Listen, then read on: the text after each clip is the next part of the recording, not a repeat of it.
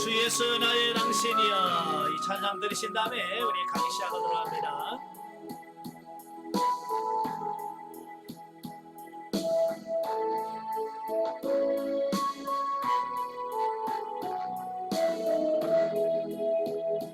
빛이 없어도 환하게 다가오시는 주 예수 나의 당신이여. 음성이 없어도 똑똑히 들려주시는 주 예수 나의 당신이여. 주님이 계심으로 나는 이곳 주님의 노래가 맘을 불어 나는 부를 수 있어요. 주여 꽃처럼 향기 나는 나의 생활이 아니어도 나는 당신이 좋을 수밖에 없어요. 주 예수 나의 당신이여. 나는 없어도 주님이 곁에 계시며 나는 언제나 있습니다. 나는 있어도 주님이 곁에 없으면 나는 언제나 없습니다. 주님이 계심으로 나는 이곳 주님의 노래가 나를 불어 나는 부를 수 있어요. 주여 꽃처럼 향기 나는 나의 생활이 아니어도 나는 당신이 좋을 수밖에 없어요. 주 예수 나의 당신이여. 아멘. 네, 기도하겠습니다. 은혜로우신 아버지, 오늘도 귀한 날을 허락하시고 우리를 훈련의 장소로 인도하여 주셔서 하나님의 말씀을 나누며 훈련할 수 있도록 은혜 주셔서 감사합니다. 오늘도 말씀을 할 때 그 말씀들이 살아있는 말씀이요 생명의 말씀이 될 수 있도록 성령님 도와주옵소서. 우리의 심령을 열어 주옵시고 우리의 눈을 열어 보게 하시고 우리의 귀를 열어 들을 수 있는 귀한 시간이 될 수 있도록 도와주옵소서. 시종을 주님께 맡겨오며 예수님의 이름으로 감사하며 기도합나이다. 아멘. 예, 이 시간에 우리 출애굽기 교재 228페이지입니다. 228페이지로 오시면 출애굽기 제 26장이 나오게 되어지는데요. 26장은 그 앙장과 덮개 또 성막 널판과 두 휘장에 관한 말씀입니다. 그중에서 이제 1절부터 14절까지 보면 성막의 덮개, 성경에는 앙장이라고 이렇게 나와 있어요. 이 앙장이라고 하는 말은 텐트 또는 천막 그런 뜻이에요. 그러니까 성막이 있다면 성막을 치는 천막을 앙장이라고 이렇게 말씀할 수 있죠. 이 앙장이 이래 성물의 외부의 각종 피해로부터 안전히 보호하는 역할을 한다 그랬어요. 그 덮개를 소개하고 있는데요. 이 덮개는 모두 4종류로 구분할 수 있습니다. 그러니까 이 텐트를 4겹으로 쳤어요. 4겹으로 쳐서 완벽하게 보호를 하게 되어지는데요. 첫째는 성소와 가장 밀접히 연관되는 세 종류 중 가장 내부에 덮여있는 제1앙장은 1절부터 6절까지 나와 있어요. 자, 여기서 제1앙장은 가늘게 꼰 배실과 청색, 자색, 홍색 실과 정교하게 그룹을 놓은 천을 말합니다. 그 천으로 맨 안쪽에다가 제1천을 두르고요. 두 번째는 염소 털로, 염소 가죽으로 되어 있는데 염소 털로 되어 있습니다. 이 염소 털로 짠 천으로 두 번째 앙장을 합니다. 그 다음에 세 번째는 수양의 붉은 물들인 수양의 가죽으로 세 번째 덮개를 하고 마지막 네 번째는 해달의 가죽으로 이렇게 되어 있습니다. 자, 그림을 한번 보시면 이렇게 되어 있어요. 덮개가 총 4덮개로 되어 있다고 그랬죠. 그래서 제1덮개, 제1덮개는 거기 보니까 가늘게 꼰 배실과 청색, 자색, 홍색 실로 정교하게 그룹, 이 천사의 모습을 하고 있어요. 이 그림을 잘 보시면 이 천사의 그림이 있거든요. 그래서 제일 안에 하고요. 이제 두 번째 덮개는 염소털로 짠 천이에요. 두 번째 덮고요. 이 세 번째 붉은 물들인 수양의 가죽으로 했고요. 마지막 네 번째, 이 네 번째 단계는 해달, 방수가 돼야 되니까 해달의 가죽으로 만든 천, 이렇게 해서 총 4겹으로 덮여져 있다라고 말씀하고 있어요. 그럼 왜 4겹일까? 예, 그 밑에 이제 설명이 나오죠. 예, 이러한 4종류의 보호막은 내부의 성물을 더운 모래바람이나 이슬, 또 비 등으로부터 완벽히 보호해주는 기능을 했다라는 겁니다. 지금 이들이 광야에 있잖아요. 광야는 낮에는 50도, 40에서 50도 이상 되는 높은 온도까지 올라가요. 또 밤이면 기온이 급속도로 떨어집니다. 이렇게 온도 차이가 심할 때는 뭐가 생기냐면 결로라는 게 생겨요. 이슬방울 같은 게 생긴단 말이에요. 그래서 이런 덮개가 얇으면 이런 이슬방울 같은 게 맺혀서 그 안에 있는 성물이라든지 이런 것들을 보호할 수가 없어요. 그래서 완벽하게 4겹으로 함으로 말미암아서 뜨거운 태양볕에서도 가릴 수 있고 또 밤에 추운 그 기온에서도 보호할 수 있고, 그래서 완벽하게 보호할 수 있는 기능을 4겹을 통해서 하고 있더라는 겁니다. 자, 그런데 이 4종류는 또 각기 상징하는 바가 또 다 각기 다르다는 거예요. 거기 보면 제일 안쪽에는 제일 앙장, 가늘게 꼰 배실과 청색, 홍색, 자색실로 그룹을 쏘놓은 그 천은 뭘 의미하느냐면 완전한 하나님이시냐 완전한 인간이신 예수님의 품격을 상징하고 있어요. 그냥 맨날 예수님의 하나님이심과 또 그 완벽함에 대한 부분을 상징하고 있고요. 두 번째, 염소털로 짠 천은 대속의 제물이 되신 예수님의 거룩한 희생을 상징합니다. 그 다음에 세 번째는 붉은 물들인 수양의 가죽이라고 그랬잖아요. 자, 이것은 피 흘려 인류를 구속하신 예수님의 진한 사랑을 예표하고, 마지막 네 번째 앙장은 해달로 만든 해달의 가죽으로 만든 건데요. 이건 어떤 역경에도 구람없이 진리를 전파하시는 예수님의 강하시고 신실하신 면모들을 각각 예표한다라는 겁니다. 예, 그러니까 이렇게 성막을 복잡하게 만든 이유는 거기서 예수님의 그 사역과 성품을 완벽하게 표현하려고 하는 하나의 의미가 담겨져 있더라는 겁니다. 뿐만 아니라 맨 밑에 줄에 이상에 보듯이 예수님의 완벽한 사중적 보호 아래에 있을 때 그 어떤 세파와 역경 가운데 있을지라도 안연히 거할 수 있다는 것을 비유적으로 보여주는 겁니다. 그러니까 이 세 겹으로 완벽하니까 그 안에 있는 선물들은 완벽하게 보호가 되어지는 거예요. 마찬가지로 저와 여러분도 하나님의 예수 그리스도의 은혜 안에 있으면 주님이 우리를 완벽하게 지켜주시고 보호해 줄 것이라고 하는 것을 의미한다라는 겁니다. 아시겠죠? 자, 그 다음에 이제 15절부터 30절까지 보면 성막의 뼈대, 즉 널판을 의미합니다. 이제 성막을 지탱하려고 하면 골격이 있어야 되냐면 받쳐주는, 그래서 이 받쳐주는 것을 뭘로 했냐면 이 널판으로 만들었어요. 그래서 성막의 앙장들이 성막 전체 외형을 이룬다면 본문에 열거된 널판은 성막의 골격을 이루며 풍으로부터 성막이 흔들리는 것을 막아주는 역할을 한다라고 할 수 있겠다. 그러니까 이 널판이 딱 고정돼서 받치고 있어야지, 그렇지 않으면 바람불 막 흔들리면 이게 얼마나 불안하겠어요. 그지? 그래서 완벽하게 이 성막을 지탱해주고 유지할 수 있도록 널판을 세웠다라고 하는 겁니다. 자, 그래서 한편 이 널판의 전체 수요는 48개, 48개의 널판으로 구성이 되어 있고요. 이것은 다 은받침 위에다가 올려놓도록 되어 있습니다. 그래서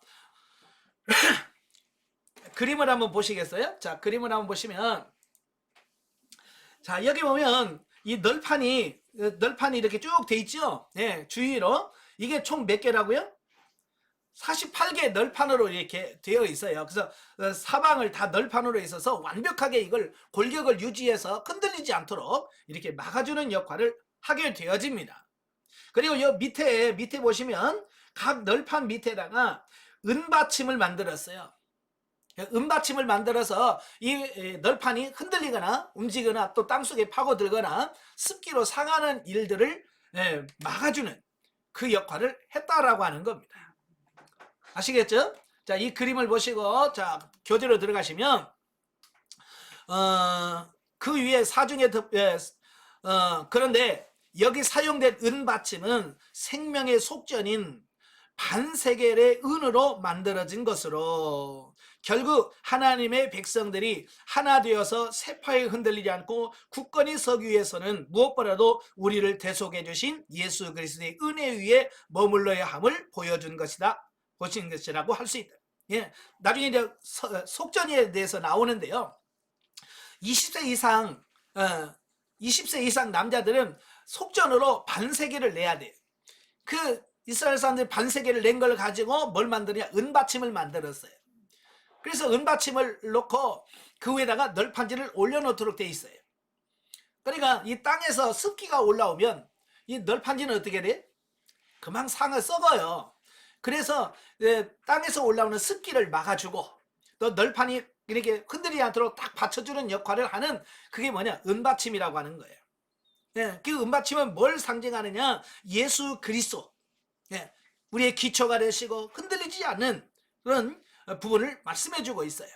그래서 은받침은 널판을 고정시켜주고 또 널판이 모래에 박혀 상하는 것을 방지하기 위함인데, 영적인 의미로는 예수 그리스도가 교회의 반석, 주춧돌이 된다, 이것을 상징하고 있다라고 하는 거예요. 그러니까요, 그냥 하나하나 만들어질 때마다 그냥 만드는 게 아니라 다 의미가 담겨져 있어요. 이 성막 전체는 뭐냐? 예수 그리스도의 성품과 사역, 이것을 정확하게 우리에게 말씀해주고 있다라는 거예요. 자, 또 각 널판을 고정시키는 데는 그 연결 기능을 하는 띠가 필수적이었는데, 이는 신앙 공동체를 굳건히 결속시키는 동의는 무엇보다도 성부, 성자, 성령의 하나 되게 하시는 거룩한 역사 때문이다 라고 말씀드릴 수 있어요. 그러니까 이런 의미를 알고 이 성경을 읽으면 참 재미가 있어요. 근데 이걸 모르고 읽으면 재미가 하나도 없어요. 아마 여러분도 많이 경험했을 거예요. 연초가 되면 올해 한번 내가 꼭 성경을 일독을 한번 하리라 그러잖아요. 그래서 창세기는 그렇게 재밌어요. 그죠? 출애굽기 전반 24장까지만 해도 그래도 좀 재밌어요. 근데 25장 넘어가면서 성막 만드는 데부터 그다음부터는 이제 머리가 복잡해집니다. 이게 도대체가 뭔 말이야. 그죠? 그러다가 이제 좀 정신 차릴만 하면 또 레이가 나와. 그럼 이제 혼미해져. 그래서 에라 모르겠다 하고 레이에서 넘어져. 제가 왜 그럴까? 사실 이 출애굽기 25장과 레위기는요, 예수 그리스도의 구속 사역을 정말로 완벽하게 보여주는 부분이에요. 어찌 보면 구속사에서 정말 뭐라 할까요? 보석 같은 말씀이에요. 너무 중요한 말씀이요. 근데 사탄들이 이걸 알아먹으면 돼, 안 돼? 우리가 알아들으면 안 돼. 깨달으면 안 돼. 그래서 이 출애굽기 25장부터 넘어가면 사탄이 집중적으로 공격합니다. 네, 너 모르지. 모르면서 왜 읽어? 그래서 그걸 못 읽게 만들어요. 왜? 그걸 읽어서 깨달으면 이건 예수 그리스도의 구속사역이 완벽하게 열려요. 그래서 못 읽게 만드는 거예요. 우리는 어렵다고 만드는데 사실은 완벽하기 때문에 그걸 이해하기가 좀 어려운 부분들이에요. 근데 그 부분을 통과하셔야 돼요. 근데 대부분이 그걸 못 통과하는 거예요. 저도요, 해마다 이 출애굽기에서 레위기를 못 넘어가고 포기를 했어요. 예, 아마 여러분도 그를 아마 경험해 보셨을 거예요. 근데 이제는 그 부분을 이걸 이해하시고 읽으시면 훨씬 더 이런 그런 의미가 있구나 라고 이해하고 성경을 보면 훨씬 더 쉬워질 겁니다. 자, 그 밑에 이제 31절부터 보시면 성막 내에 드리워진 두 휘장. 자, 휘장이라는 것은 이렇게 천막으로 커튼 같은 거요, 이렇게 막아놓는 천을 말하는데요. 본문에는 두 종류의 휘장이 소개되어지고 있어요. 이제 휘장이 두 개가 있어요. 그 중에 하나는 성소와 지성소를 갈라놓는 지성소 휘장이고, 또 다른 하나는 성소의 출구에 두려워진 성소 휘장이라. 쉽게 말하면 이 두 번째 것은 출입문. 우리 이제 출입문이지 않은 옛날에는 커튼을 쳐서 이렇게 열면서 들어가고 나가고 하는 이런 부분을 보게 돼요. 조금 전에 봤던 그림에 보면 이 안쪽 이 입구에 있는 이게 이제 출입구라고 할 수 있겠죠. 예, 출입구 하는 제2 휘장이고요. 이 안쪽에 이 그룹 천사 3명이 이렇게 있잖아요. 여기 이게 뭐냐면 휘장이에요. 이게 이 안쪽이 지성소예요. 여기는 밖에는 성소. 자, 이 지성소에는 뭐가 들어가 있죠? 법궤가 들어있어요. 그죠? 예, 법궤가 들어있고 이 성소에는 3가지 기구가 들어있어요. 맨 앞에 분향당, 오른쪽에 떡상, 왼쪽에 등대라고 하는 이 3부분이 있어요. 예.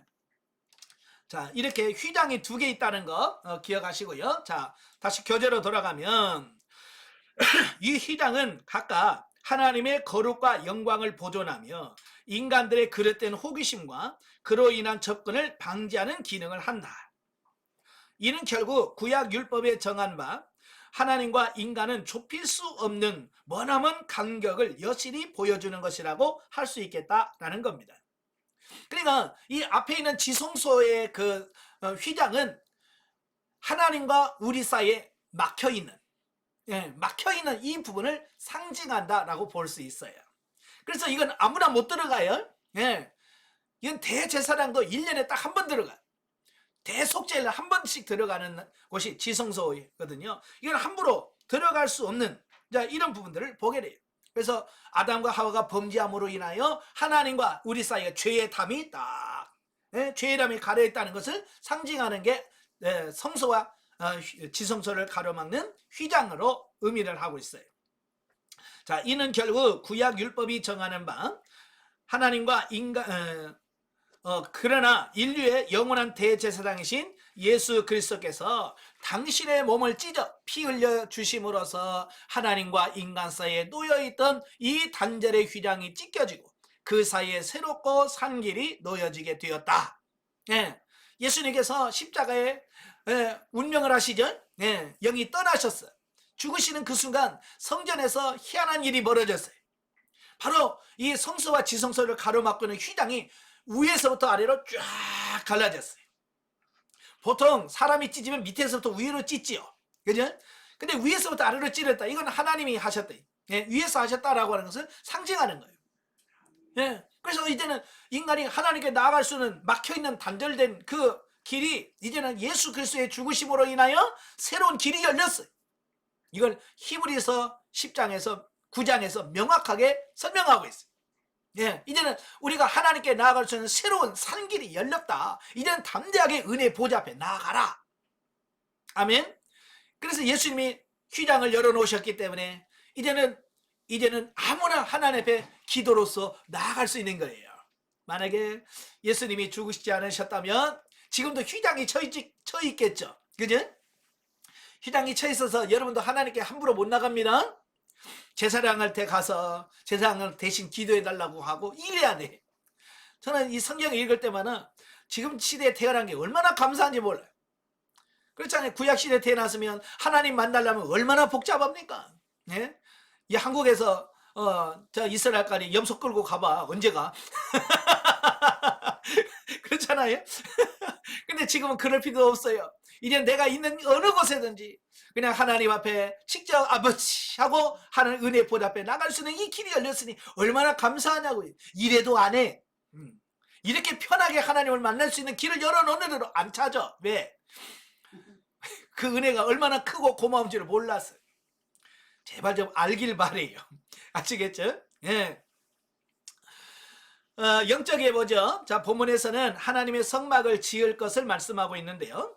이는 영적인 의미로 성도의 심령 성전에 하나님이 함께 거하실 신령한 집을 건축하는 삶을 살아야 할 것을 비유하고 있습니다.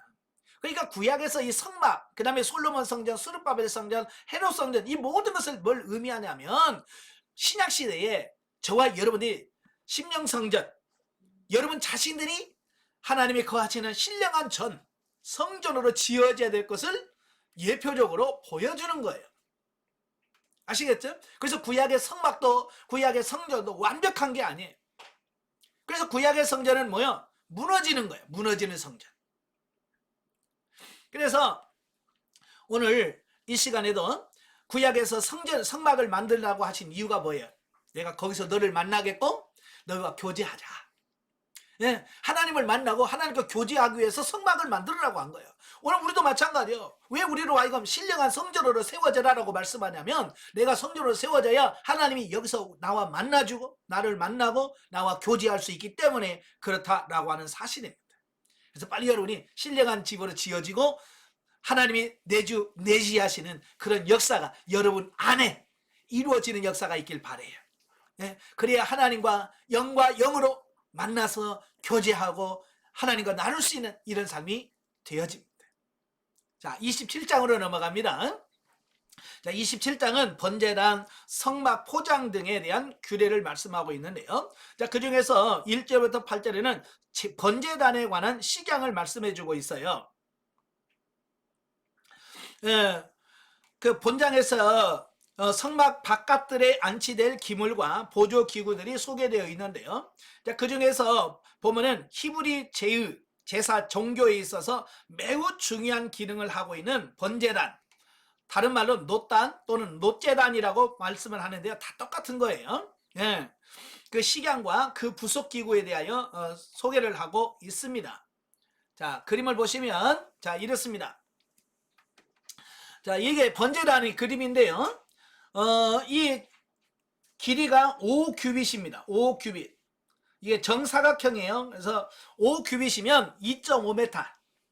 2.5m, 2.5m, 2.5m는 상당히 좀 큰, 예, 크죠. 높이는 3규빗. 이건 시띠나무로 이 골격을 만들어요. 그 다음에 거기를 놋으로 싸서 불이 붙어도 그 안에서 불을 태워도 타지 않도록 이렇게 만들었고요. 이 안에 이제 그물망이 있어요. 위에 그물망이 있어서 여기다가 이제 번제 드릴 제물이라든지 이런 거 올려놓고 밑에서 불을 떼면 이게 타서 다 하나님께로 올려지는 그런 부분으로 되어 있고요. 여기서 말씀하는 이제 뿔이 4군데가 있어요. 이 뿔. 예. 이 뿔은 뭘 말하냐면 생명과 권능과 권세 이런 걸 상징을 해요. 예, 그래서 이 4뿔을 만들었고요. 후세에는 범죄한 사람들이 이 뿔을 잡으면 용서해주는 그런 또 법이 생깁니다. 그래서 이제 아도니아라든지 또 그 다윗의 군대 장관이었던 요압이라든지 이런 사람이 붙잡지요. 네, 그래서 아도니아는 용서받기지만 나중에 요압 장군은 이걸 잡았음에도 불구하고 그런 죽임을 당하는 이런 부분들이 생기죠. 자, 교재로 돌아가서 자, 이 번제단은 용도가 뭐냐? 희생 제물들이 인간의 죄와 허물을 대신하여 죽어져 불태워지는 곳이다. 예. 그러니까 사실은 우리 범죄한 내가 그 자리에 누워서 태워 죽어야 되거든요. 그죠? 근데 나를 대신해서 때로는 염소, 때로는 양, 때로는 비둘기가 대신해서 죽어지는 것이에요. 그래서 하나님은 이 희생제물의 향기를 흠양하시고 당신의 심판의 칼을 거두신다. 결국 이러한 기능의 번제단은 절대 무궁하신 자로서 인류의 모든 죄를 대신하여 희생당하신 예수님의 대속사역과 그 대속의 현장인 십자가를 예표한다. 그래서 이 번제단은 예수 그리스도의 십자가를 상징해요. 네, 그래서 예수님이 십자가에서 우리의 죄를 사여 주시기 위해서 죽으심을 예표하는 성막의 기물인데요. 네, 우리 자신들이 하나님 앞에 죽어져야 하는 곳이 어디죠? 바로 번제단이에요. 예수님이 죽으셨듯이 나도 거기서 죽어야 돼. 이 번제단에서 죽어야만 어떻게 해요? 안으로 들어갈 수 있는 거예요. 소나 염소나 양이 그냥 산채로 성소에 못 들어갑니다. 그러나 이 번제단에서 죽어지고 그 죽어진 그 피는 성소에도 들어가고 때로는 대속죄일 날에는 저 지성소까지 들어갈 수 있어요. 그러니까 하나님께 들어갈 때는 절대로 살아서는 못 들어가요. 죽어야 들어간다. 아시겠죠? 그래서 하나님이 여러분을 지금 뭐 하시는 거냐면 죽이는 작업을 하시는 거예요. 그러니까 여러분들이 빨리 죽어야 하나님 앞에 가는데, 하나님은 성령님은 계속 여러분 죽이려고 하는데 여러분 안 죽겠다고 바둥바둥 대니까 못 들어가고 있는 거예요. 아시겠죠? 그러니까 여러분이 살려고 기도하지 말아요. 그냥 하나님 앞에서 주님, 난 죽여주세요. 예. 나를 십자가에서 처리시켜 주세요 라고 기도할 때 내가 죽어져야 은혜의 보좌 앞에, 하나님 앞에 들어갈 수 있습니다. 예수님 뭐라고 그래요? 죽고자 하는 자는 살고, 살고자 하는 자는 죽는다. 예. 내가 죽어진 자는 삽니다. 오늘 많은 성도들이 신앙생활하면서 왜 하나님 앞에 그렇게 가까이 가지 못하고 은혜를 못 받네? 전부 다 죽으려고 안 해. 살려고만 바둥바둥 되는 거예요. 예. 죽으시길 바래요. 예? 번제단이 제일 앞에 있잖아요. 그래서 거기서 죽어야 돼. 자, 그러면 이제 두 번째 보면 9절부터 21절까지 보면 성막 울타리 또 기물에 대한 말씀을 하고 있어요. 예. 지금까지는 그러니까 25장 1절부터 27장 8절까지는 성막 뜰 안에 있는 성막과 그 번제란 등 각종 부속 기물의 식양이 계시된 데 이어서 본문에는 모든 기물들의 보호막이라고 할 수 있는 울타리, 예, 기둥과 그 세마포 여기에 대한 말씀입니다. 자, 그리고 앞서 등대에 관한 식양 계시에 이어서 본문에는 그 등대를 밝힐 기름과 관리법에 대해서 말씀해 주고 있는데요. 자, 본문에 게시된 울타리는요, 두 가지 목적이 있습니다. 자, 그림을 한번 보시면, 자, 보세요. 자, 여기가 성막입니다. 그리고 이 주변에 이게 100규빗이에요. 길이가 100규빗, 광이 50규빗. 그러면 이제 이거 오늘날은 이제 우리는 규빗 그러면 잘 모르잖아요. 이제 메타로 이렇게 하면 반으로 2분의 1로 생각하면 돼요. 원래 정확히 말하면 45.7cm거든요. 그런데 계산하기 그러니까 보통 50cm로 1규빗은 그냥 50cm로 계산을 합니다. 그래서 장이 50m. 예. 예. 여기는 25m 정도 된다라고 보시면 돼요. 그러니까 이렇게 50m, 25m 하면 그리 크지 않아요. 예. 그리 크지 않고요. 자, 여기 보시면 주변에 보면 기둥이 세워져 있고요. 울타리로 이렇게 탁, 예, 사면이 다 울타리로 채워져 있어요. 예, 세워져 있어요. 그 울타리 역할이 뭐냐? 첫째는 거룩한 성소와 세상을 분리시켜주는 담이다. 만약에 이 울타리가 없으면 성막과 이게 막 같이 맞닿아서 어디까지가 성소고 어디까지가 세상이 이게 구분이 안 되겠죠. 그래서 울타리를 딱 구분해 주니까 그 안에는 성소, 그 밖에는 세상. 예, 바로 이게 완벽하게 구분하는 역할을 이 울타리가 해주는 겁니다. 그 다음에 또 죄인들이 함부로 침입하여 여호와의 거룩함을 훼손하지 않게 보호하는 보호막이. 그러니까 이 성소는 죄인이 들어갈 수 없잖아요. 그죠? 만약에 이게 울타리가 없으면 아무나 막 사방에서 들어오면 이거 어떻게 막아요, 그걸. 그렇죠? 그래서 사방을 다 이렇게 다 막아놔서 함부로 그들에게 접근하지 못하도록 하나님께서 울타리를 치셨다라고 말씀드릴 수 있습니다. 따라서 이 울타리는 거룩한 하나님과 죄악된 세상과는 결코 혼합될 수 없다는 묵시적인 메시지를 전달해 준다. 예.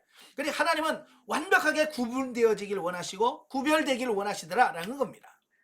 예. 하나님 뭐라고 했어요? 나는 거룩하니. 이 거룩이라고 하는 말, 카다시라고 하는 말인데 구별되었다는 뜻이거든요. 죄와 세상과 어둠과 이런 것과 구별되어 있다, 그런 뜻이에요. 자, 그런데 이 울타리는요, 동쪽으로 약 9m 넓이의 출입구가 나 있다라고 하는 겁니다. 자, 그림을 다시 한번 보시면 이게 다 사방으로 막혀 있어요. 사방으로 다 막혀 있는데 유일하게 출입문이 하나 있는데 어디에 있냐면 동쪽에 나 있어요.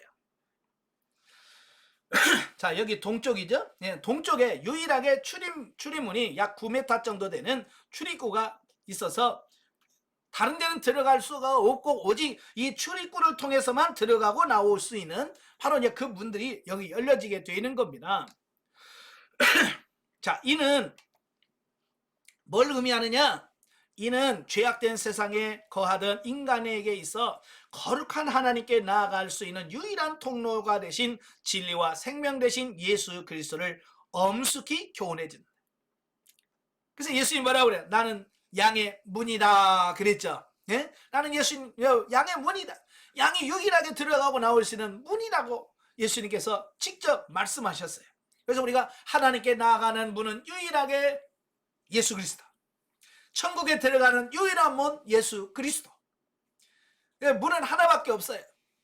그걸 의미하기 위해서 일부러 문을 한쪽에만 내게 하셨어요.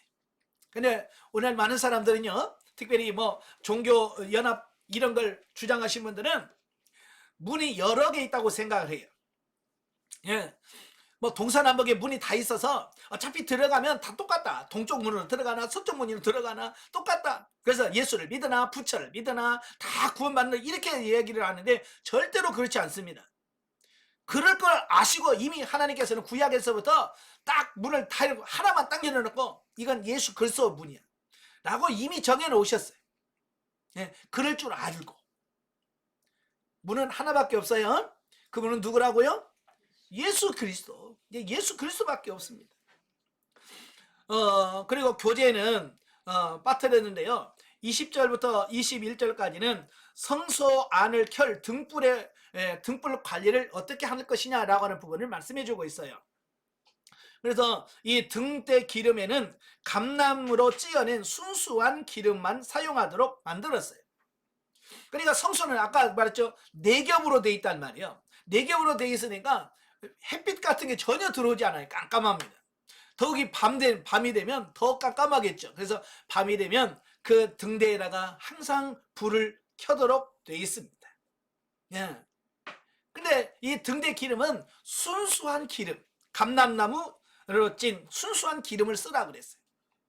보통 이제 여러분들이 올리브 기름이라고 하잖아요.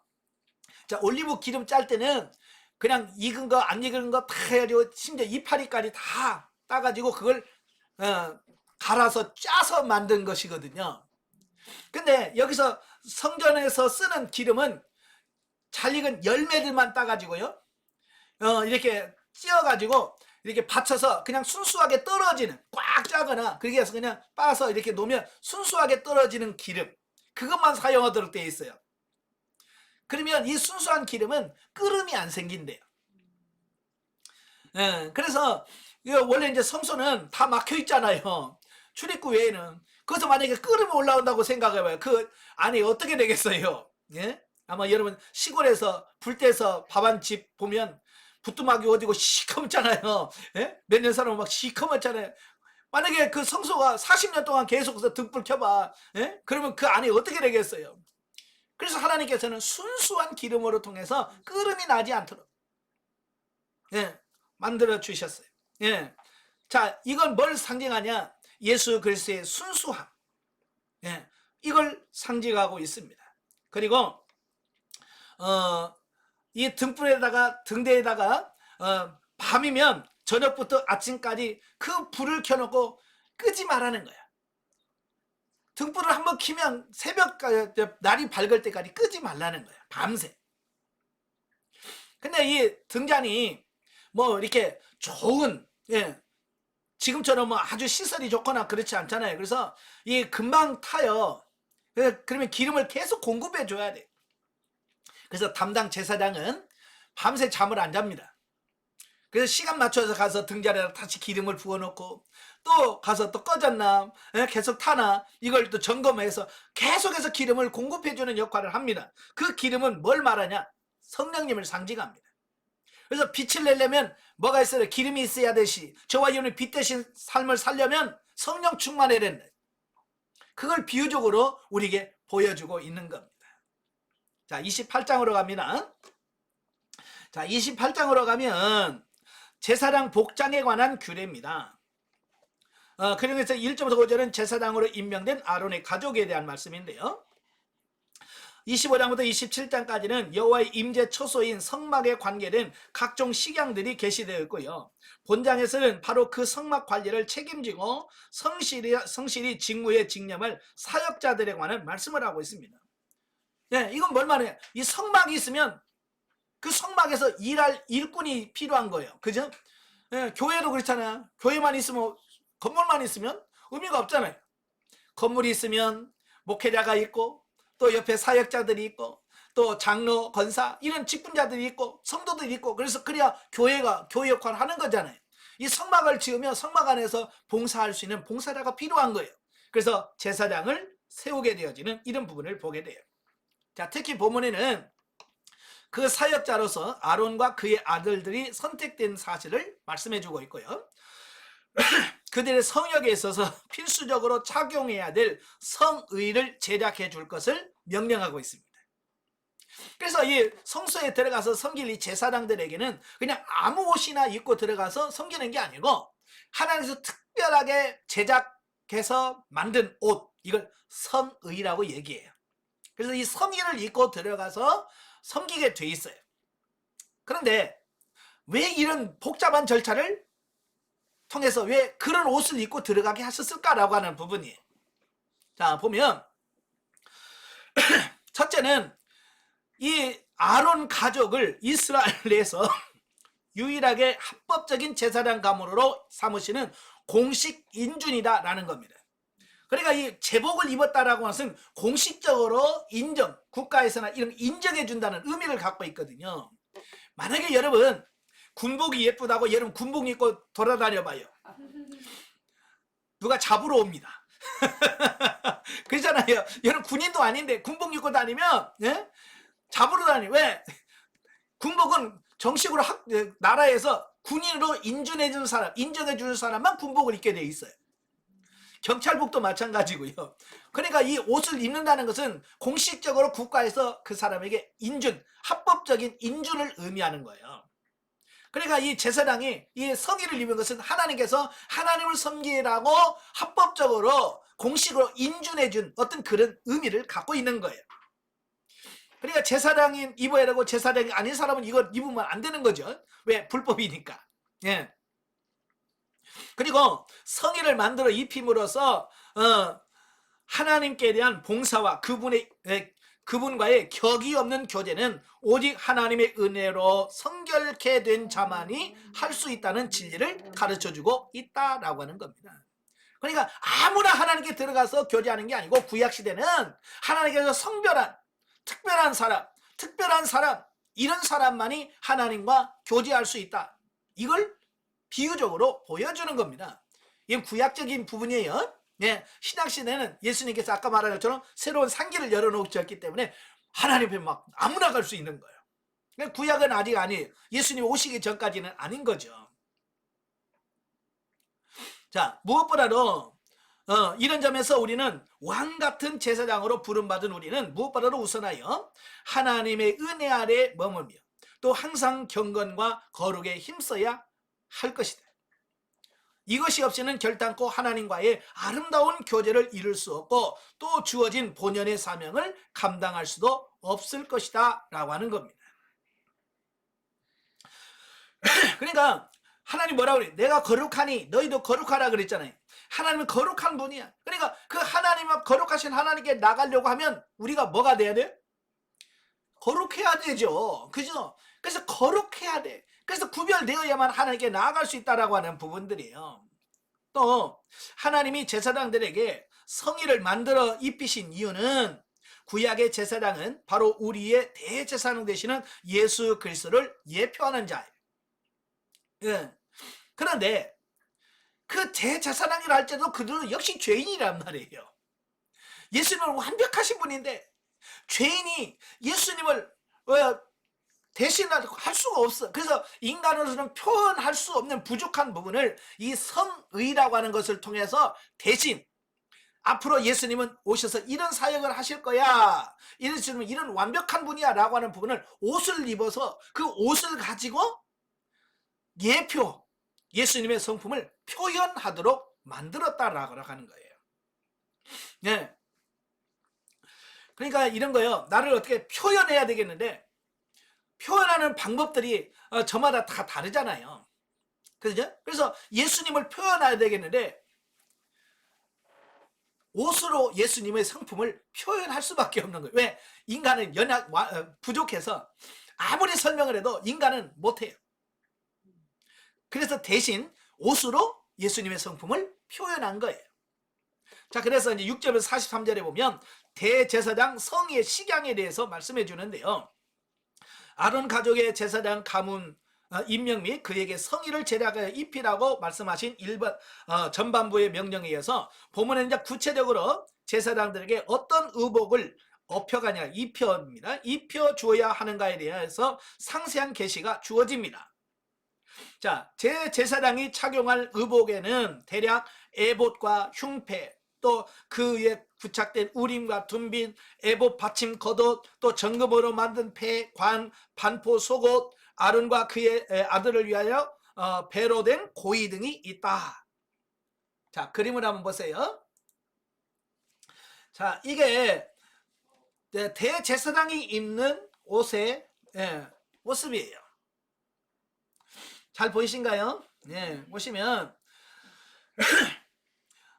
모자가 있죠. 하얀 모자.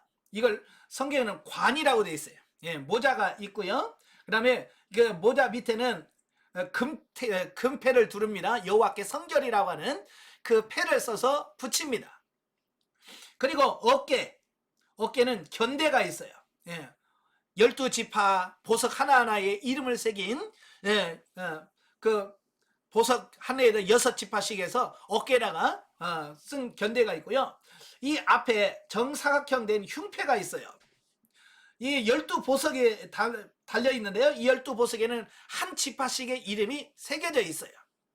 그리고 이 흉패 안에는 뭐가 들어있냐면 우림과 둠빔이 들어있어요. 예, 우림과 둠빔이 들어서 하나님의 뜻을 묻고 이것을 파악할 때 쓰는 우림과 둠빔이 들어있고요. 그 다음에 여기 이제 허리띠가 있고요. 띠가 있고, 그 다음에 이 밖에 있는 이 옷을 에봇이라고 합니다. 에봇. 에봇. 그 다음에 이 청색 있잖아요. 이 청색을 에봇 겉옷이라고 그래요. 겉옷. 그 다음에 밑에 하얀 옷이 있죠. 이건 속옷이라고 얘기합니다. 그 다음에 뭐 여기는 안 나와 있습니다. 이 안에는 속바지라고 해서 고이 속바지를 입도록 되어 있습니다. 자, 이렇게 이 대제사장은 이런 옷을 복장을 하도록 되어 있습니다. 이건 전부 다 뭘 상징하냐면 예수 그리스도의 성품과 사역에 대한 부분을 말씀해 주고 있어요. 그래서 이건 다시 또 다음에 이제 만들 때 이걸 다시 하나하나 또 소개를 할 거니까요. 그때 다시 한번 보고요. 이건 이제 일반 제사장들이 입는 옷이고 이건 대제사장의 옷이다 라고 이렇게 보면 되겠어요. 자, 교재로 돌아와서 자, 이와 같은 대제사장의 성의는 결단코 화려함이나 인간적 권위를 중요시한 것이라기보다는 오히려 그 한 부분마다 담겨있는 하나님의 거룩한 뜻과 계시의 궁극적인 완성자이신 예수님의 품격과 사역을 드러내는 데 중요성을 두고 있다. 그러니까 보면 이거 뭐 화려하게 만들려고 한 게 아니에요. 뭐 화려하게 만들려면 이보다 더 화려하게 만들겠죠. 그죠? 그냥 뭐 하얀 거 왜입니까? 아예 금으로 그냥 노랗게 금으로 하면 더 화려할 수 있잖아요. 근데 그런 걸 안 해요. 왜냐면 이것은 화려하려고 만든 게 아니라 예수 그리스도의 성품을 표현하려고 하는 것이기 때문에 그렇게 화려하지 않다라고 하는 겁니다. 따라서 이 성의를 착용하는 인간 대제사장은 자신이 하나님의 영광과 거룩한 뜻을 세상에 나타나는 도구여 청직이라는 사실을 깊이 인식해야 되는. 이게 무슨 말이야? 내가 주인공이 아니라는 얘기예요. 대제사장이 주인공이 아니라 결국 예수 그리스도가 주인공이다. 그걸 말씀해주고 있어요. 그리고 그 어떤 우월의식도 배제한 채 겸손과 내면적 성결에 치중해야 된다. 이것이 주의 일꾼된 자들의 바른 도리다. 아멘. 예, 우리는 단지 예수 그리스도의 종으로서 예수 그리스도에 맡게 된 사명을 감당하는 우리는 주의 일꾼이라고 하는 사실을 기억하셔야 돼요. 영적에 봅니다. 여기서는 이스라엘 백성 중 제사장의 직분을 행할 것에 대한 내용이 나오는데요. 영적인 의미로 모든 성도가 거룩한 제사장으로서의 삶을 살아야 할 것을 말씀하는 것이다. 우리는 보통 보면 제사장 그러면 누가 생각이 나요? 목사님. 예, 담임 목사님이 생각하잖아요. 그죠? 옛날에는 그렇게 가르쳤어요. 제가 어렸을 때 부흥회 하신 목사님이 목사는 제사장이고 뭐 그러면서 강대상은 지성소라서 여자들은 못 올라와 막 그랬거든요. 옛날에 제 어렸을 땐 그랬어요. 그래서 저희 어머님도 교회 청소하러 가셔서 강대상을 못 올라가시는 거야. 왜 어떻게 감히 여자가 강대상 올라오냐 그래가지고 못 올라가. 그래서 저도 남자인데 초등학교 때 저희 어머니가 꼭 교회 청소하러 가면 저를 꼭 데리고 갑니다. 너는 남자니까 올라가도 된다. 그래서 저는 매주 토요일만 되면 저희 어머니 끌려가가지고 교회 청소해야 돼. 제일 먼저 강대상에 올라가서 피자로 쓸어 내리면 밑에서 이제 저 어머니가 받아서 썰고 강대상 닦는 거 내가 해야 돼.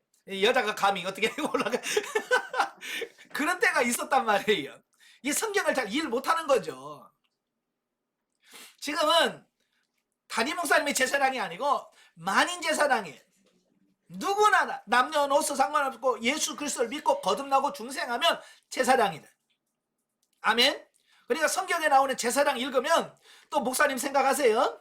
이거 목사님이나 해당되니 그 아니에요. 여러분 자신 나에게 여러분 자신들에게 해당되는 말씀이란 말이에요. 아시겠죠? 그래서 제사장 하면 아 나구나. 그래서 내게 주신 말씀이구나. 이렇게 그래서 그 말씀을 받아들이셔야 돼요. 그래서 하나님은 인간의 연약하여 죄를 범하는 것을 아시고 죄를 정결케 할 수 있는 제사제도를 마련해 주셨다. 그래서 이 제사제도는 언제까지 효과가 있냐면 예수님이 십자가에 달려서 죽으시기 전까지만 효력이 있어. 그래서 예수님이 십자가 못 박혀 다 이뤘다라고 하면 그 다음부터는 이 구약의 제사제도는 끝. 더 이상 예수님이 죽으신다면 염소 잡아드리고 양 잡아드릴 필요가 없습니다. 그래서 예수님이 죽으신 다음에 이스라엘 백성들이 그걸 끝내야 되는데 안 끝내고 계속 성전에서 제사를 드리고 예배를 드리는 겁니다. 네. 하나님 봤을 때는 야 끝났는데 왜? 그래도 계속 성전에서 예배 드리는 겁니다. 네, 소잡아 드리고. 그래서 하나님께서는 AD 70년에 그냥 아예 성전 자체를 없애버렸어요. 왜 끝났는데 왜 계속 하나 이거요. 예수 그리스도에서 완벽히 성취됐는데. 그래서 지금까지도 예루살렘에는 성전이 없습니다. 지금도 유대인들은 계속해서 성전을 지으려고 노력을 해요. 그래서 학자들에 의하면 지금 이스라엘은 성전 지을 준비를 완벽하게 다 갖춰놨대요. 재료라든지 이런 걸 다 준비를 하는데 못해. 왜냐? 옛날에 성전이 세워졌던 그곳에는 황금돔 서원이라고 해가지고 이슬람 사원이 딱 자리를 잡고 있습니다. 예. 그러니까 저도 이제 그 성지순례 가서 이제 그걸 보는데 많은 분들이 그래요. 아니 하나님이 왜 이곳에다 이런 걸 세워가지고 왜 성전이 못 세워지게 하냐고 막 그러면 투덜투덜 대더라고요. 예, 물론 이제 평신도라서 그럴 수도 있겠죠. 모르니까. 아마 여러분도 가면 그걸 아마 생각할 거예요. 아니 여기는 성전이 세워야지 왜 이거 이슬람 사원이 세워졌다 라고 거기에 대해 불만이 있을 수 있지만 이건 성경의 원리를 몰라서 그래. 그거 없으면 바로 또 이미 때가 지난 성전을 또 세울 거예요. 예. 그래서 하나님이 절대 헐지 못하도록 거기다 딱 이슬람 사원을 만들어 놨어요. 왜냐하면 그걸 헐은 순간 제3차 전쟁이 일어납니다. 세계 전쟁이 일어나요. 그죠? 그래서 이스라엘은 아무리 황금돔 서원을 헐고 성전을 짓고 싶어도 지금 못 돼요. 손을 못 대요. 그게 뭐냐? 하나님이 역사하신 거예요. 하나님이 하신 거예요. 그래서 이제는 우리가 예루살렘에 갈 필요도 없고 성전에 들어가서 제사 드릴 이유가 없어요. 아시겠죠? 이제는 무슨 제사를 드리냐? 산제사를 드리는 겁니다. 로마서 12장 1절에 너희 몸을 하나님 기뻐하시는 거룩한 산제사로 드려라. 이것이 드릴 영적 예배니라. 이는 여러분의 몸을 하나님께 산제사 드려야지. 소잡아도 염소 다니는 거 없습니다. 자, 29장으로 갑니다.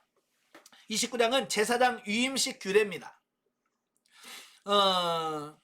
1절 37절까지면 제사장 위임식 규례인데요. 성막 식양에 대한 계시와 그 성막을 책임져 봉사할 제사장 가문으로 아론 가족이 선택이 되고요.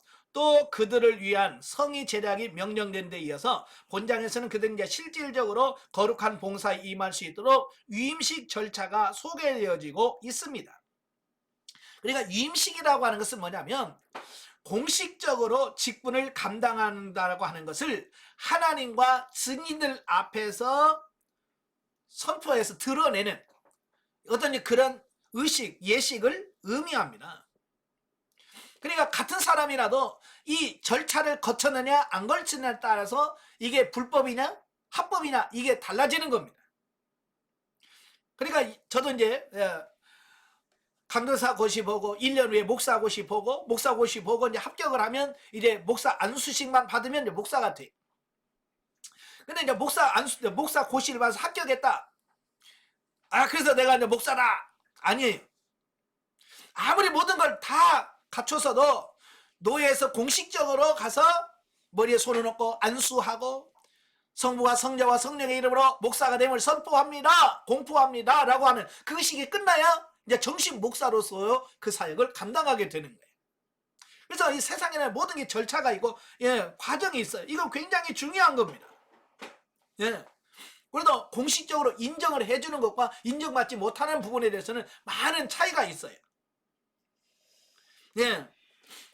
우리가 가끔 보면 요즘 정식으로 결혼을 하고 결혼식을 하고 합법적으로 가정이 된 가정이 있는가 하면 요즘에 지들 좋아서 그냥 만나서 사는 집이 있단 말이에요.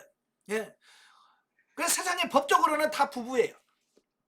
그죠? 혼인신고하면 결혼식을 해도 부부고 안 하고 해서 혼인신고만 해도 부부예요. 근데요, 누가 당당하겠어요?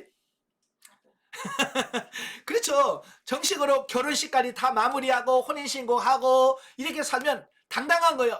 나 몇 월 며칠 몇 시나 무슨 예식장에서 내가 결혼했다. 당당하잖아. 근데 그걸 안 하고 서로 좋아해가지고 그냥 이렇게 동거하면 사람들이 언제 결혼했어요? 했어요 그냥.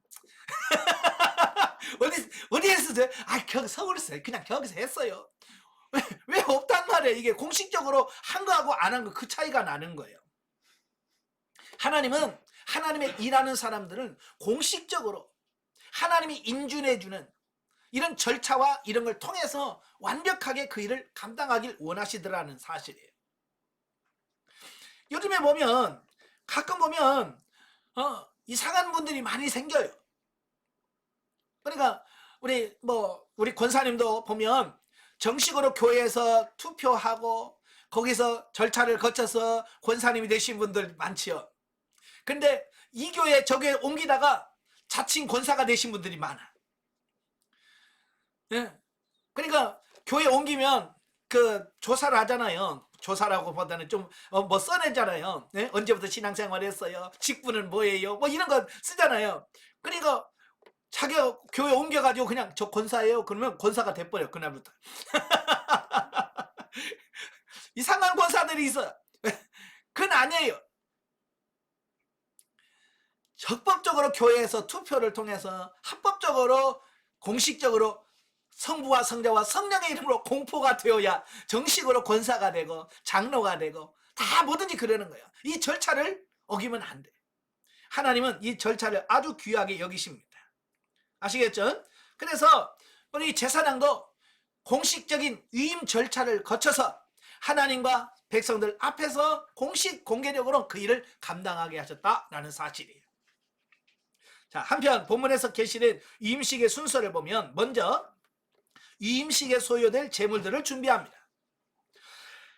그 다음에 물로써 몸을 청결케 하고 그 다음에 아론에게 성의를 입히고 관유를 그 머리에 바르고 아론의 아들들에게도 옷을 입히고 또 속죄제와 번제와 화목제 등의 제사를 드립니다.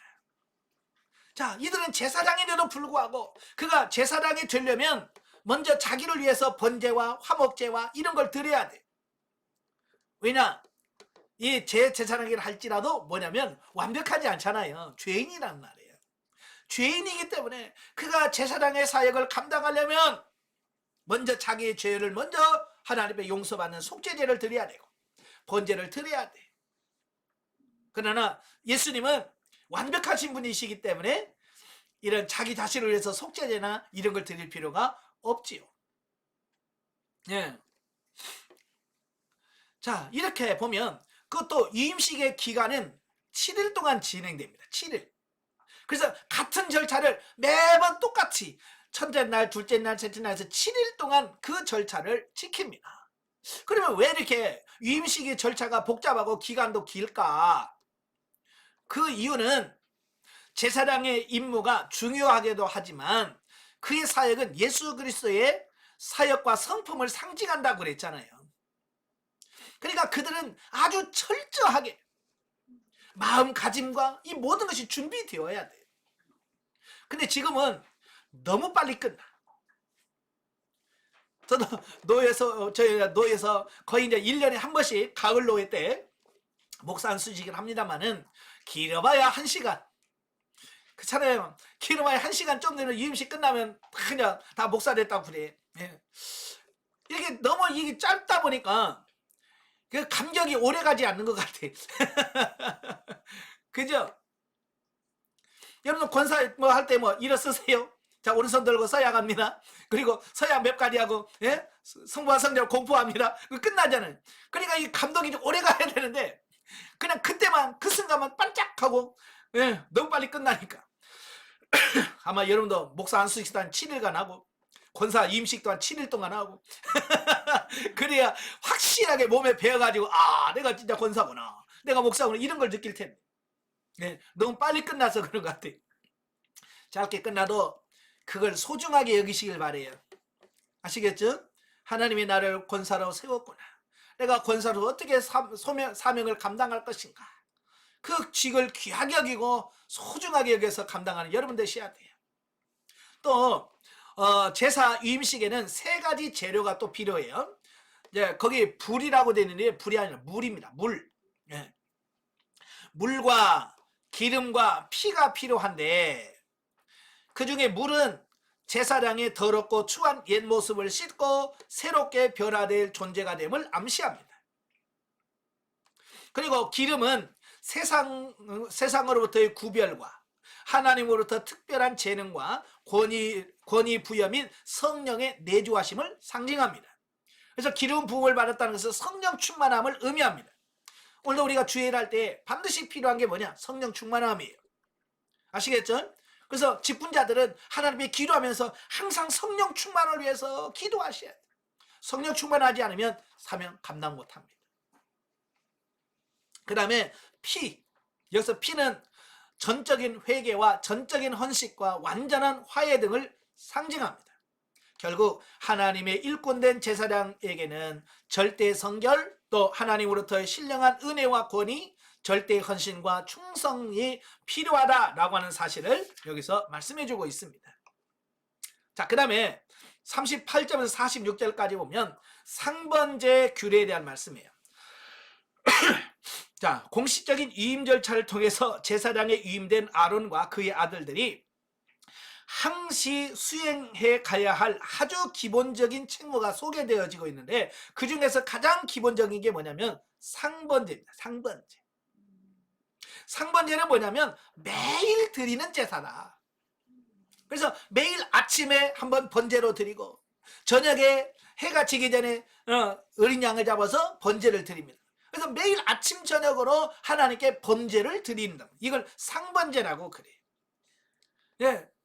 물론 이 제사장은 뭐 여러 가지 절기도 지켜야 되겠고 안식일도 지켜야 되겠고 모든 걸 다 지켜야 되겠죠. 그러면서 가장 기본적이고 필수적인 게 뭐냐? 상번제예요. 예. 그래서 이 상번제를 왜 드릴까?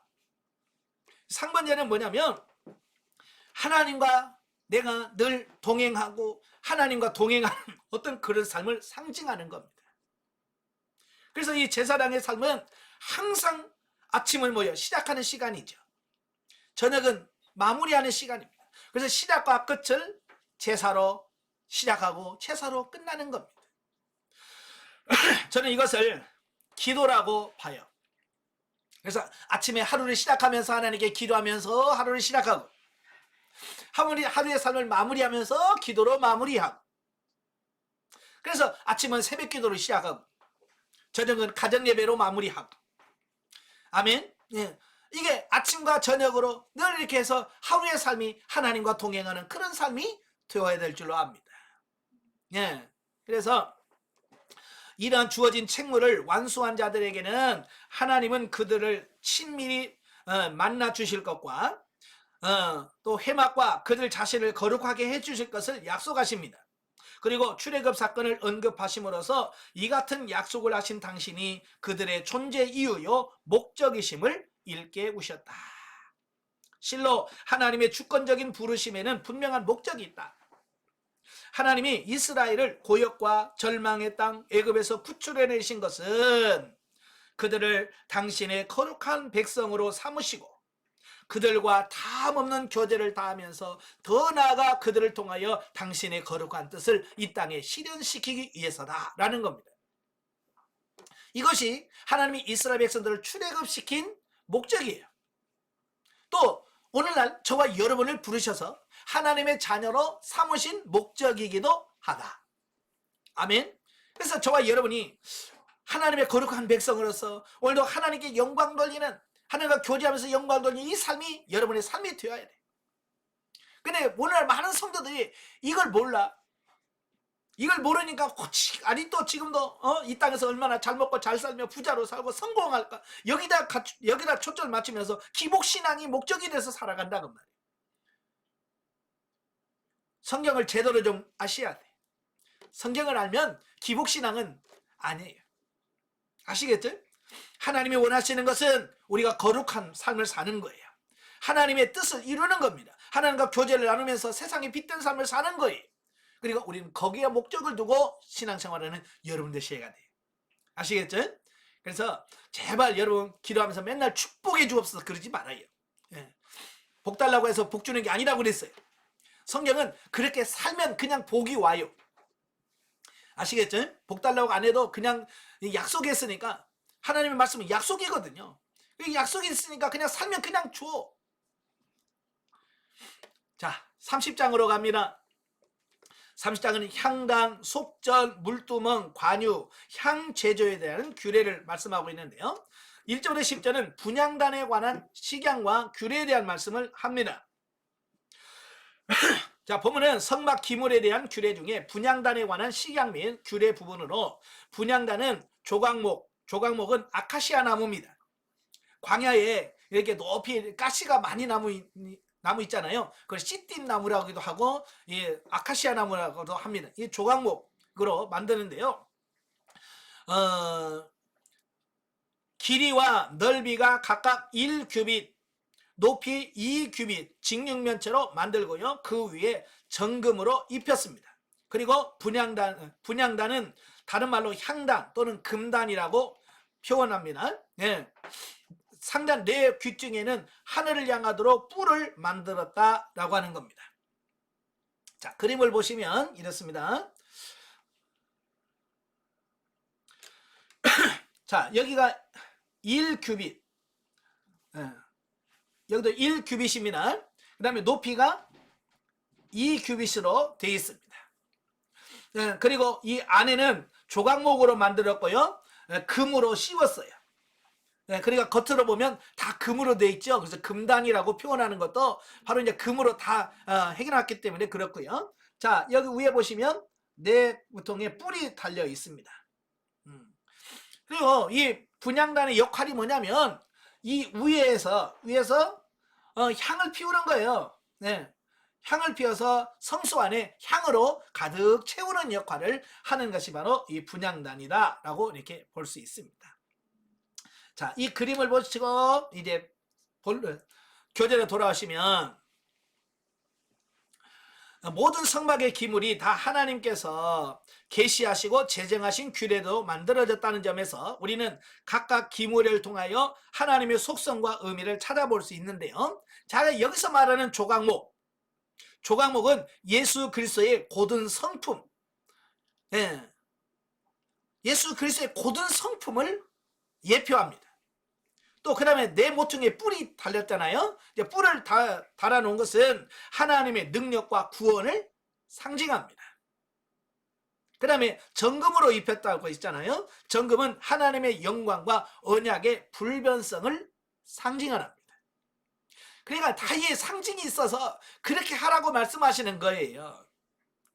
자, 그 다음에 한편 이 분향단은 지성소와 휘장 앞에 두고 제사장으로 하여금 아침과 저녁으로 끊임없이 향을 사르도록 했는데, 향이 주로 성도의 기도를 상징한다는 점을 감안할 때 이는 끊임없이 계속되어야 할 성도의 기도 생활을 의미한다라고 볼 수 있다라고 하는 겁니다. 예, 그래서 하나님은 이 분향단에서 아침 저녁으로 향을 살라라. 근데 이 향은 뭐라고 그랬어요? 계시록 5장 8절, 8장 3절, 4절에 보면 성도의 기도다. 예. 이 기도를 상징하는 거예요. 그러니까 아침 저녁을 피웠다는 말은 아침 저녁으로 기도해라 그 얘기거든요. 기도의 중요성을 말씀해 주고 있습니다. 근데 오늘 많은 성도들이 신앙생활하면서 기도의 중요성을 몰라. 예. 항상 하나님은 아침 저녁으로 항상 기도하래. 향을 살려라고 말씀하고 있잖아요. 기도하라는 겁니다. 그 다음에 중요한 것은 얼마나 하나님이 기도를 중요하게 여기시는지를 우리가 알아야 돼요. 바로 분향단이 놓여있는 위치가 어디냐는 거예요. 위치. 그것은 지성소 휘장 바로 앞에 둔 것이에요. 아까 성소가 있잖아요. 성소와 지성소로 나뉘어지잖아요.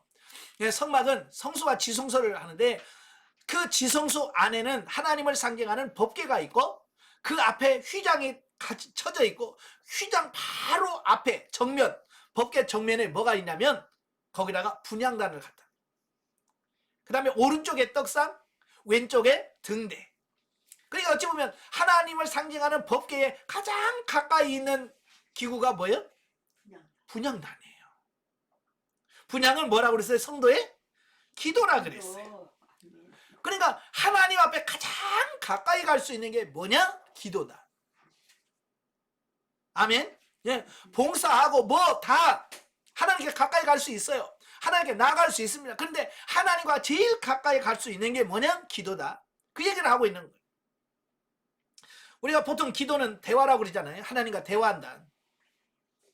대화할 때 보면 사람들이 멀리서 대화합니까? 아이 이래 저래 그러면 이게 대화가 됩니까?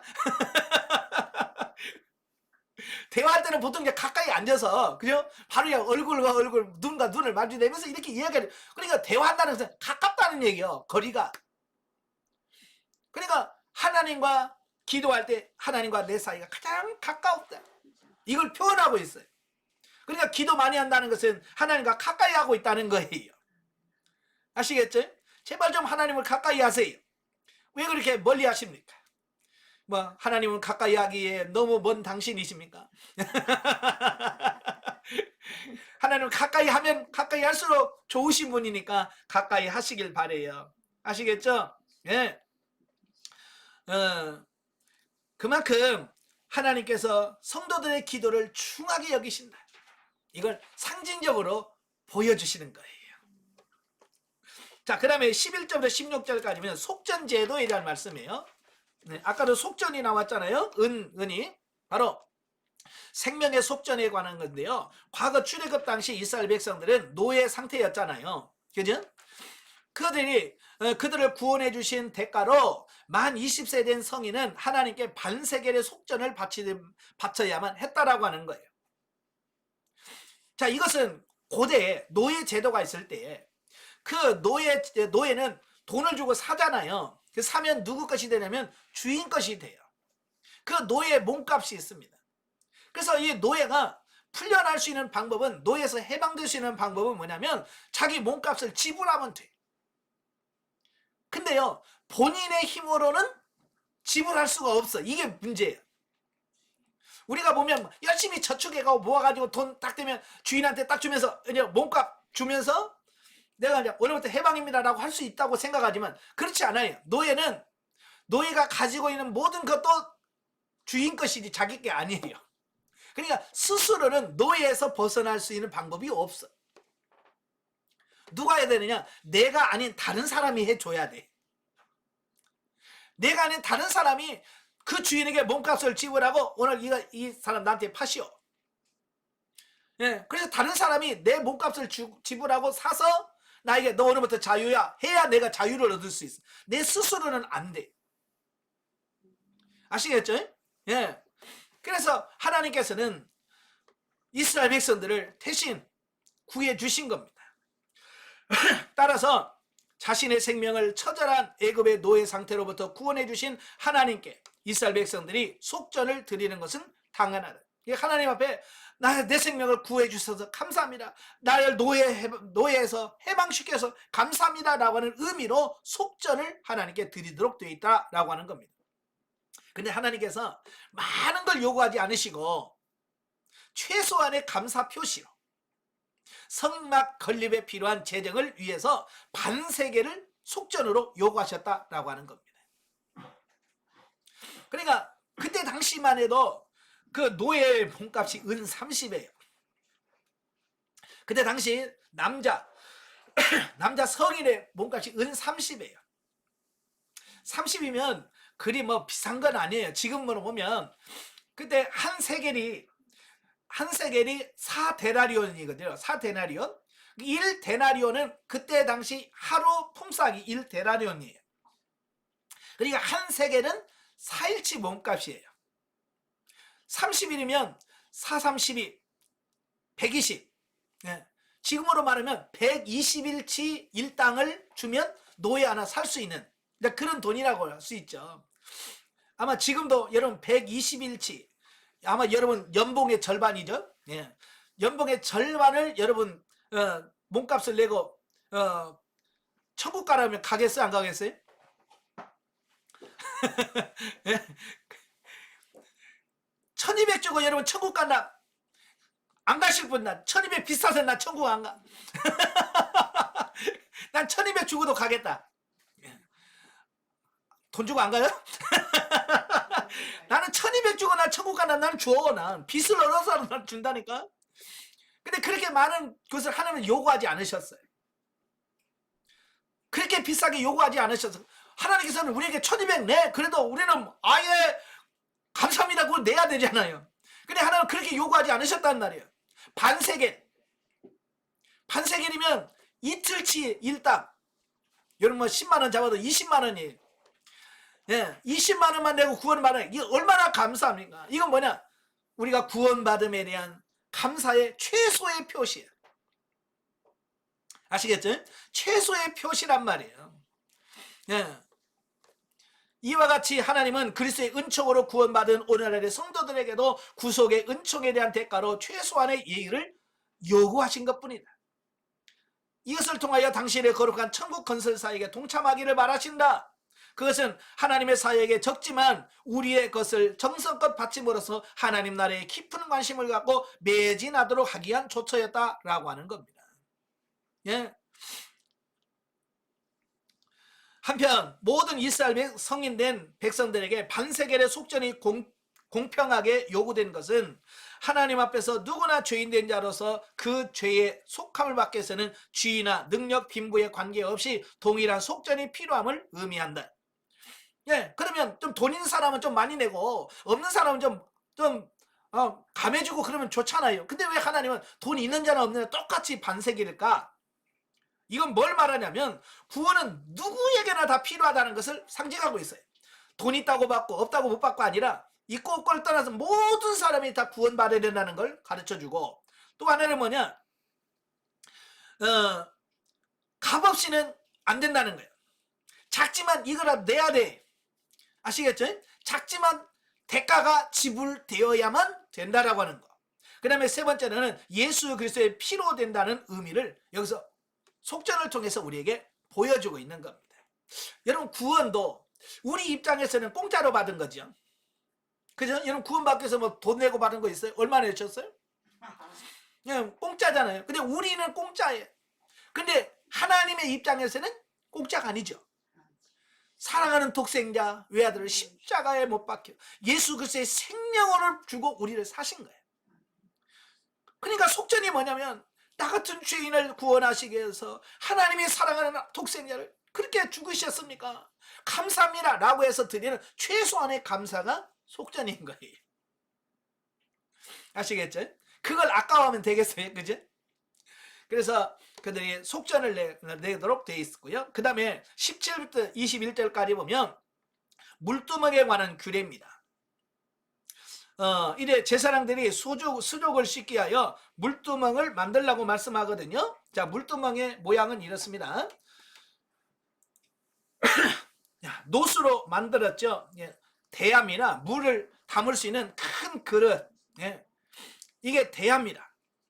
그래서 물을 많이 담아는, 왜냐하면 성소에서 하나님은 거룩하다고 그랬잖아요. 그래서 이 성소에 들어가려면 뭐 지저분하고 더럽고 이런 거 묻어서 들어가면 안 되잖아요.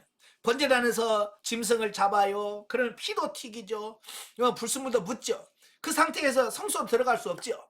그래서 성소에 들어가려면 반드시 여기서 수족을 씻고 깨끗하게 한 다음에 성소에 들어가는 겁니다. 그럼 물이 필요합니다. 그래서 물을 보관하고 담아 놓을 수 있는 그릇이 물두멍이다, 그 말이에요. 그래서 번제단과 성소 사이에다가 이 물두멍을 놓고 항상 제사장은 이걸 씻어야 돼.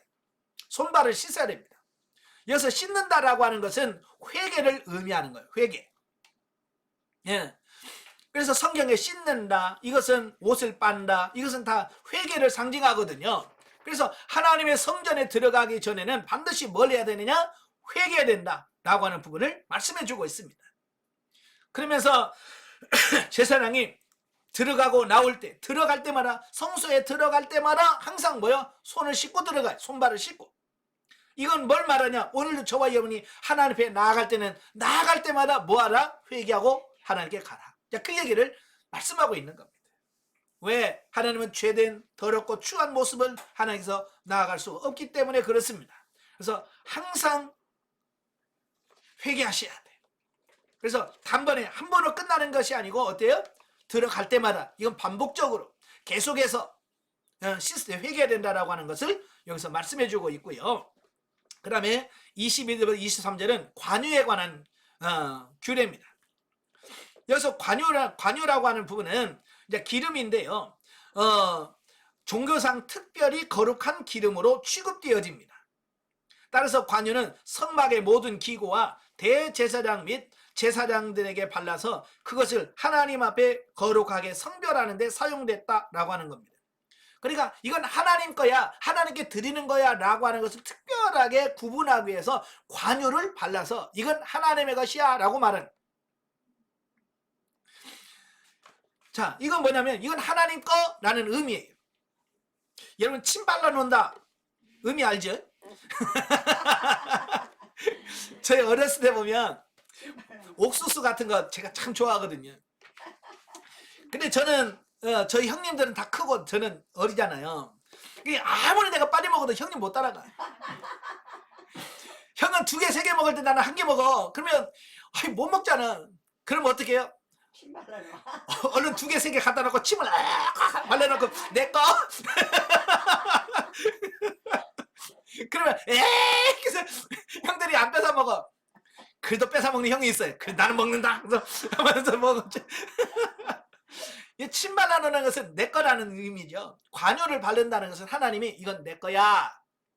사람도 관유를 바르면 이건 하나님의 것.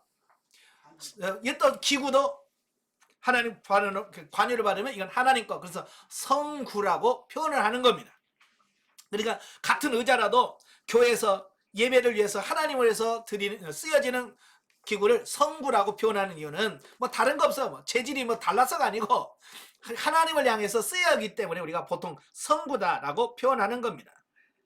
그래서 이 관유는 아무렇게나 하면 안 되고요. 오직 하나님을 위해서만 사용할 수 있는 이런 부분들을 보게 되는데요. 바로 이 기름 부음은 신약시대의 성령의 사역과 아주 밀접한 관계를 갖고 있어요. 하나님을 위해서 쓰임 받으려면 반드시 뭐가 있어야 돼요? 구약에서는 기름을 발랐어요. 기름을 바르고 나서야 하나님을 위해서 사용될 수 있어요. 오늘 이 시대는 뭐예요? 저와 여러분이 성령 충만해야 하나님 앞에 쓰임 받을 수 있다 이 얘기예요. 아시겠죠? 이 성령 안 받으면 저와 여러분이 하나님 앞에 쓰실 수가 없어요. 그래서 여러분들이 늘 기도해야 되는 이유가 뭐예요? 예, 내가 하나님께 쓰임 받으려면 내가 성령 충만해야 된다. 그래서 기름 부음을 받아야 돼요. 예, 그러니까 어때요? 당연히 또 기도해야 되겠죠. 예. 그래서 어떤 분이 그래, 목사님 맨날 기도만 이야기하십니까? 아니 기도해야지. 그렇잖아요. 기도 안 하고 어떻게 성령 충만이 일어나겠어요? 기도 안 하고 어떻게 하나님께 나아갈 수가 있어요? 예. 그래서 꼭 기도하셔서 성령 충만하셔야 됩니다. 그 다음에 향에 대한 규례가 34절부터 나오는데요. 이거는 분향단에서 사용돼야 될 향인데요. 그건 소합향, 나감향, 풍자향과 유향을 동일한 양으로 섞어서 만들어요. 근데 거기는 뭘 하냐? 소금을 넣어야 돼, 꼭. 예. 그래서 이 향은 사람을 위해서 냄새 좋더라, 나도 만들어서 우리 집에다 펴야지, 또 이걸 넣고 또 나감향 이렇게 사다가 또 집에서 향 나서 이거 아니에요. 예. 이건 오직 하나님께만 향할 수 있는 거예요. 근데 왜 하나님께만 이걸 써야 되느냐? 이건 뭐냐면 하나님이 우리의 기도를 받으시는 유일한 분이다, 그런 뜻이에요. 이건 하나님 앞에서만 사용하라는 얘기는 기도 응답자는 하나님밖에 없다, 그 얘기예요. 근데 오늘 많은 사람들이 기도한다고 그래. 누구한테 기도합니까? 어떤 사람은 돌부처 앞에서 기도한다고 그러고, 누구는 성모 마리 앞에 가서 기도한다고 그러고, 누구는 뭐 선앙당에 가서 기도한다고 그랬잖아요. 여러분, 그거 아니에요. 오직 향은 어디서 살라야 되느냐? 하나님 앞에서만. 기도는 아무나 하면 안 돼요. 사람 앞에 가면 안 되고요. 오직 하나님 앞에서만 가야 돼. 그런데 거기다가 꼭 소금을 넣으라고 그랬잖아요. 이 소금은 뭘 의미합니까? 뭘 하냐면 부패를 방지하는 거예요. 기도가 변질되면 안 돼. 그 다음에 또 이 소금은 뭘 말하냐면 부드럽게 만드는 거예요. 그래서 바로 영적인 의미상 향이 성도의 기도에 비유된 만큼 소금의 첨가는 변치 않고 신실하고 성결된 마음 상태로 하나님께 기도해야 된다라고 하는 말이고, 아울러 겸손한 마음 상태로 기도해야 된다라고 하는 그런 의미를 말씀하고 있습니다. 한편 하나님께서 향을 사를 때 하나님이 지시하신 이 향 외에는 다른 향을 사용해서는 결코 안 된다. 이는 영적 의미상 성도가 육체의 정욕을 쫓아 기도해서는 안 된다는 것을 보여줍니다. 그러니까 우리가 기도하면서 그저 육신의 욕심을 따라서 주여 주시옵소서 맨날 육신의 정욕을 해서 기도하는데 그건 아니다. 하나님이 기뻐하시는 뜻대로 구할 때만 효과가 있는 거예요. 아시겠죠? 예, 영적에 봅니다. 29절 30장에서 규례들은 인류의 대속과 간구를 위하여 그리스도의 중보사역과 범죄한 이 영혼들의 기도를 도우시는 성령님의 사역을 예표해주는 말씀이다. 특히 거룩하신 하나님과 관계를 맺고 있는 우리들에게 어떠한 삶을 살아야 할지를 밝히 말해주고 있다라고 하는 겁니다. 예, 그러니까 성막을 주신 이유는 하나님과의 바른 관계를 형성하고 하나님과 올바른 교제 안에서 우리가 영적으로 온전해지기를 원하시는 하나님의 뜻이 있어서 성막을 지으라고 말씀하시는 거예요. 그러니까 이런 의미를 정확하게 알고 신앙생활을 해야 잘하는 건데 이걸 모르니까 맨날 복 주시옵소서, 예? 거기다가 목을 매는 겁니다. 정확하게 알고 신앙생활 하신 여러분 되시길 바라요. 기도하겠습니다. 하나님 아버지 감사합니다. 오늘도 귀한 말씀 주셔서 감사합니다. 오늘 성막을 지으라고 말씀하시며 그 하나하나에게 의미를 부여해 주신 아버지, 그 의미를 바르게 알고 우리가 하나님을 바르게 섬겨드릴 수 있는 우리가 다 되어지게 하옵소서. 예수님의 이름으로 감사하며 기도합나이다. 아멘. 하나님 감사드립니다.